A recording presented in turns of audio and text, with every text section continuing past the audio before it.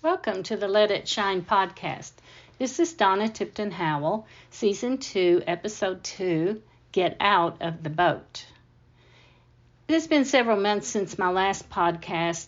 I just took a break from it to give myself time to gather some fresh perspectives from my study of God's precious and holy word. And lately there's something that's been on my mind. At church we've been studying about Peter. He is such a fascinating man, and he is super relatable for many of us. He is fully human as we are. He makes mistakes, but he does great things in the kingdom. Even those who don't know the Bible well have heard of Jesus and Peter walking on water. The event begins after Jesus has learned of his beloved disciple, John's death. Jesus needs some time alone, so he goes in a boat to a desolate place by himself. But then he's very popular at this time, and others find him, and he comes on shore and feeds the multitude. So then he tells his disciples, "Go on over in the boat to the other side, and I will dismiss the people and catch up with you." So he goes up on the mountain, finally alone, to pray. In the meantime, the boat is a long way from shore and has come into a great wind and is being beaten by the waves. So Jesus, looking from afar, comes to them walking on the sea. But they are afraid, and they think this is a ghost, and they were terrified and cried out in fear. Now that word fear is important to our study. We're going to think about some of our fears. But immediately he spoke to them and said, "Do not be afraid." So he wants to comfort them and ease their fear. But he also knows they need to learn a lesson on faith and trust. Thus the winds and the waves experience. So Peter answers, "Lord, if it is you, command me to come to you on the water." And of course, you know what happens next. Peter starts walking to Jesus, and he really does walk on the water. But then he looks away and focuses on the winds and the waves, and he begins to sink. And he shouts, "Lord, save me." And immediately, Jesus reaches his hand and takes hold of him, saying, "O ye of little faith." I can just see him shaking his head there. And those in the boat begin to worship Jesus, saying, "Truly, this is the Son of God." But did you ever notice the other disciples didn't get out of the boat? And though Jesus said Peter had little faith, it seems he had more than those still in the boat, right? What do you think kept them in the boat but allowed Peter to want to go on to Jesus on the water?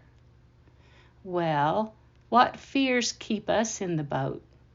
What keeps us clinging to what we are familiar with for safety? Why do we stay in the boat of our own solutions and the world's answers to our problems? Why are we sometimes fearful and anxious and worried? Peter had faith to step out of the boat and put his life in the hands of Jesus. I believe that is what the Lord is asking of us today. God and Jesus and the Holy Spirit are saying, "Come, let us take your hand. Let us help bear the load. Let us give you life. Trust us like a child trusts his parents. Let us lift you up, even when you start messing up and losing faith, even when you begin to sink. Trust us to see you through." And so I am delighted to know Peter and to know this true story of how his faith, though little, saved him. And I'm trying to imitate that faith. Though mine is small as a mustard seed, it can grow to full and perfect love, even casting out all fear of what's happening around me. Proverbs 1:7 says, "The fear of the Lord is the beginning of knowledge."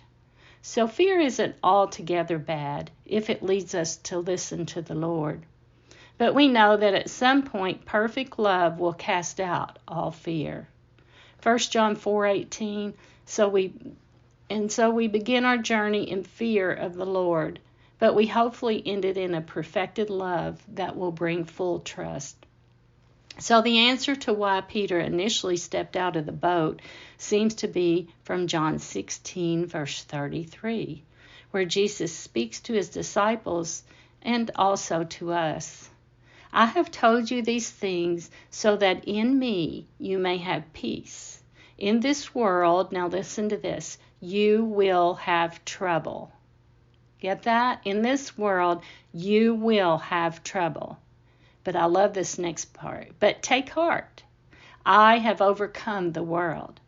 So when Peter looked at Jesus and trusted him, he was able to walk on the water. But when he looked to the raging tempest, to the world around him, he focused on its troubles, its winds and its waves, and he began sinking. But what is of great comfort to me is that even as he did this, his little faith caused Jesus to want to save him. Jesus and God want with all their being to take care of their little ones, us, just as we long to take care of our little ones and to lift them up when they fall. And so how do I overcome my fears? How do I step out of the boat and onto the water with Jesus?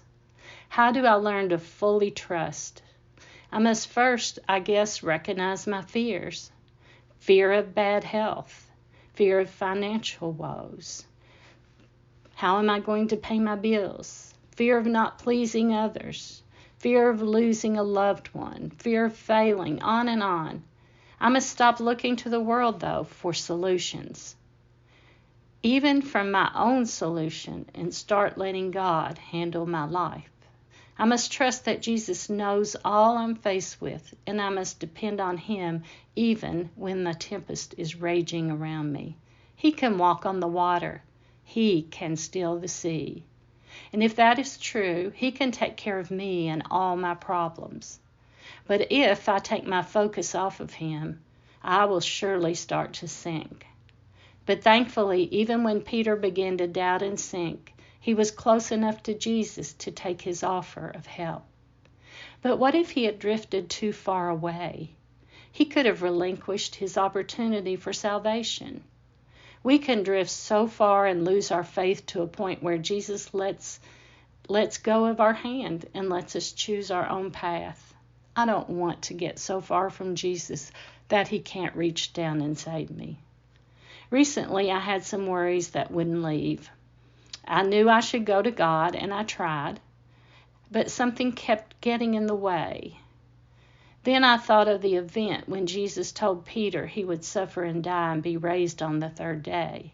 And Peter actually rebuked the Lord. Can you imagine that? Saying, "This shall never happen to you, Lord." And everyone knows what Jesus said then. "Get behind me, Satan. You are a hindrance to me, for you are not setting your mind on the things of God, but on the things of man." And so here's the separation where Satan gets in the way and wants us to think on the things of man, the storms around us, the waves and the winds. But Jesus said, no, focus on the things of God. So I pictured myself like Peter when I'm standing before the throne of God in prayer. But for some reason, when I try to lay my fears at his feet, I continue carrying them with me. And then I pictured Satan standing there between God and me. And he had graffiti all over him with words like, "Be scared, worry, you can't do this, you are not worthy, you must figure things out on your own, you need to be anxious, nothing good can come from this." And I finally realized Jesus was actually commanding Satan to get behind him so Peter could then be in direct contact with Jesus. Peter was letting Satan come between God and himself. So when I think I'm talking to God and his Son, many times I'm actually letting Satan come between us, and I listen more to him than to God. So now I'm continually working on telling Satan to get out of the way, because I know if I deal directly with God, he will work it out. But he wants me to trust him enough to tell Satan to leave. So for this new year, let's get out of the boat of this world and its solutions. Let's leave our fears behind, not always knowing the outcome, but knowing who is watching over us. Let's face the storms of life with Jesus holding our hand. Let's let God take our worries and learn to trust Him through our troubles. Let's get out of that boat and learn to fully trust and obey. As the Lord told the Israelites in Isaiah 43:1, "Fear not, for I have redeemed you. I have called you by name. You are mine." Thanks for joining in, and have a great day and a happy new year.